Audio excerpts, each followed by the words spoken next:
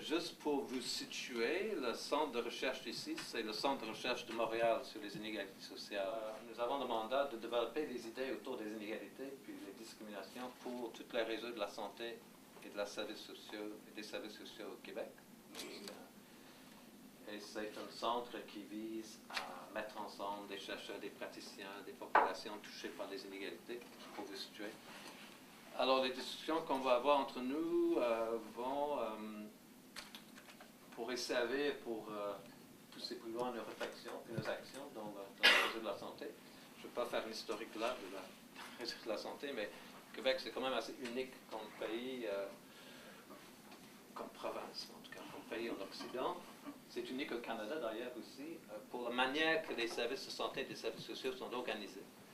Il y a des centres territoriaux, localisés, qui regroupent l'ensemble des praticiens, donc travailleurs sociaux, médecins, infirmières, organisateurs communautaires, toutes de gens qui interviennent sur toutes les populations, qui se trouvent dans le même établissement avec des cliniques, avec des services externes. Alors ici, par exemple, on a 2500 employés distribués à travers une quinzaine de sites. On a aussi 7, je crois, centres de soins de longue durée, comme des hôpitaux, mais pour des soins de longue durée. Et puis on s'apprête à intégrer un grand hôpital aussi, local. Et tout ça, c'est regroupé dans le même établissement. Donc, vous avez différents intérêts. Ici, il y en a beaucoup d'équipes sur les jeunes de la rue, des équipes qui interviennent au milieu scolaire, auprès des personnes âgées, auprès des personnes itinérantes, auprès de tous les groupes d'âge et tous les problèmes sociaux. On les retrouve dans ce centre ici, donc des équipes spécialisées dans tous ces domaines-là. On a aussi une équipe spécialisée en santé et sécurité au travail. On a 2 équipes pour la grande région de Montréalaise, qui est aussi ici dans ce centre. L'association Clé, donc j'ai participé à plusieurs ateliers comme celui-ci, et donc on travaille sur la lutte contre les discriminations et on est en charge d'une plateforme au niveau régional pour travailler autour de questions notamment de charte de la diversité, lutte contre les discriminations sur l'accès à la culture, à l'éducation, mais également on travaille actuellement sur une thématique de mobilité internationale de jeunes qui ont entre 18 et 35 ans. Donc on est vraiment une structure associative dont la vocation est de promouvoir toutes les actions qui concourent à lutter contre les discriminations de manière assez difficile puisqu'on a vu l'évolution depuis 10 ans en France.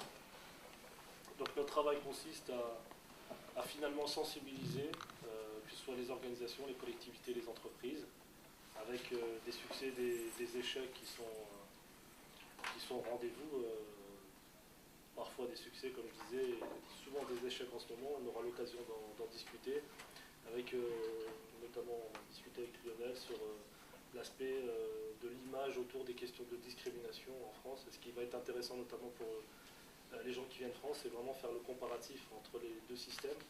Donc il existe des choses qui sont finalement assez similaires, mais les pratiques sont assez différentes. Et c'est en ce sens-là que je pense que le groupe français va trouver cet atelier très enrichissant. Moi, c'est Lionel. Je suis chercheur postdoctoral ici au CRIMIS. Je travaille avec Christopher sur les trajectoires des jeunes noirs dans le système pénal juvénile canadien. Auparavant, nous avions travaillé, et c'était là ma thèse de doctorat, sur les trajectoires des jeunes d'origine haïtienne dans le système de protection de la jeunesse. Alors, pour maintenant, on travaille sur les données de 2011 pour comparer les trajectoires, du moins voir les relations entre la police et les jeunes noirs, mais on ouvre l'espace pour regarder les autres aussi, c'est-à-dire les hispanophones et aussi les arabes. Actuellement, on y réfléchit pour ça. Et on dépouille actuellement les dossiers au greffe de la Chambre de la jeunesse. Et on avait commencé à dépouiller les dossiers aussi des procureurs de la couronne. Alors, c'est ce qu'on fait maintenant pour 2011. Pardon 2006. Pour 2006. Alors, on a l'intention de poursuivre en 2011, c'est après. Donc, c'est C'est une programmation assez vaste. On suit les événements d'année en année et on a les données de Statistique Canada jusqu'en 2011. Alors, on en profite parce qu'on n'en aura plus de données de Statistique Canada après cette date-là, pour faire les comparaisons entre les groupes. Geneviève. Geneviève McClure, je travaille ici en fait dans une équipe du CREMIS qui s'appelle Praxit, qui regroupe des chercheurs, des praticiens-chercheurs sur toutes les questions de participation citoyenne dans la recherche, dans l'intervention, dans les différentes pratiques d'action, toujours en lien avec les inégalités sociales.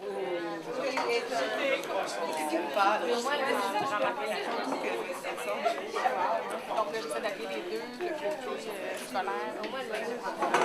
Je parlais de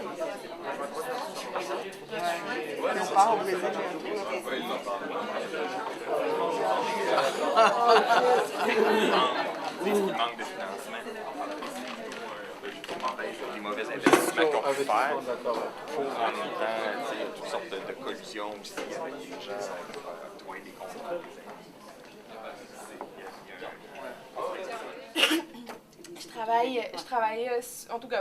Mes actions portent sur la création et l'investissement d'espaces où la participation citoyenne est encouragée, et notamment à travers la créativité.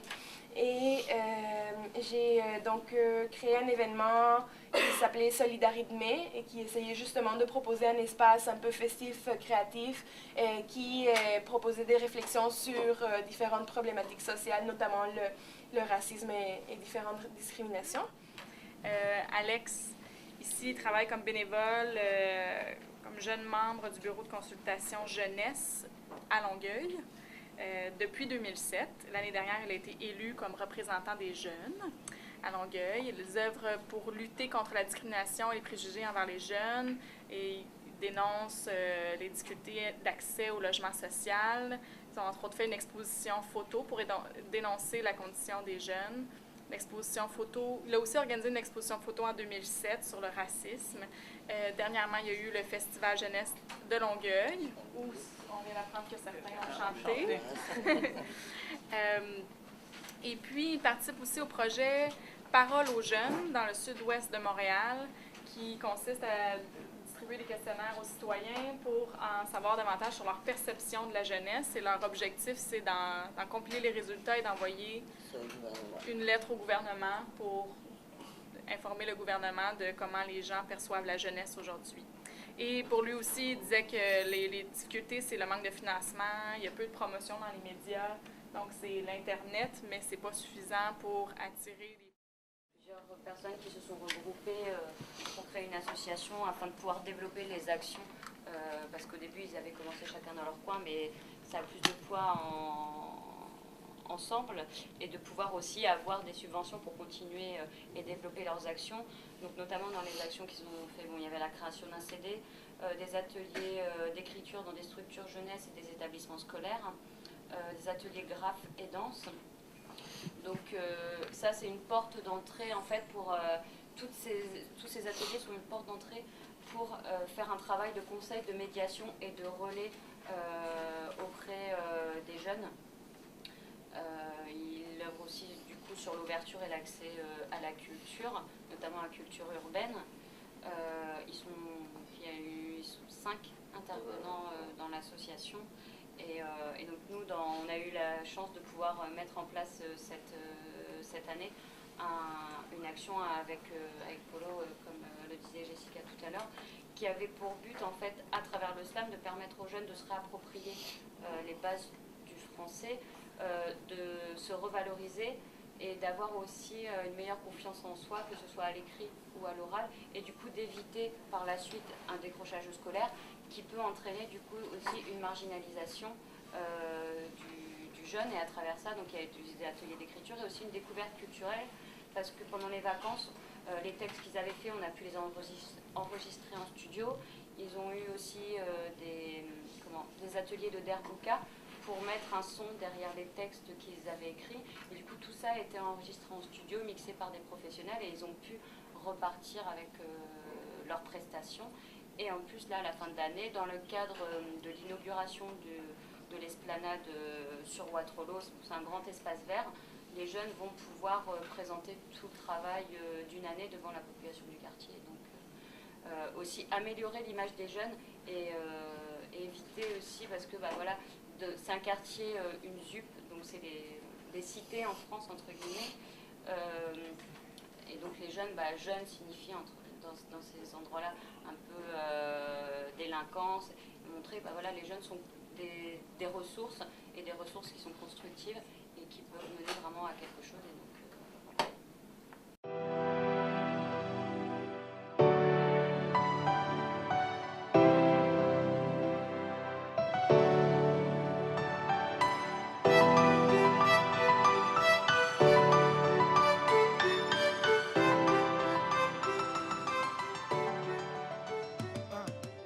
Puis Paola puis moi, les deux, on a parlé plus au niveau des pratiques, au niveau du militantisme étudiant. Paola a fait plus ressortir des constats au niveau macro, puis moi un petit peu plus au niveau micro. En tout cas, je les analyse comme ça. Donc, on a beaucoup pris le temps de faire une mise en contexte de qu'est-ce qu'est le mouvement étudiant au Québec, mais ça, on va déjà revenir cet après-midi, fait que je vous épargne ces détails-là. On a nommé le fait qu'il y a une discrimination au niveau du statut économique, parce que, bon, c'est basé sur la hausse des frais de scolarité, mais que ça touche plusieurs groupes de la population aussi, comme les femmes, les jeunes parents, les personnes qui vivent dans les régions éloignées. Donc, c'est beaucoup plus large comme enjeu social. Il y a un élargissement du mouvement étudiant grâce aux pratiques qui sont mises en place, mais aussi grâce à travers le rapport de force qui a été mis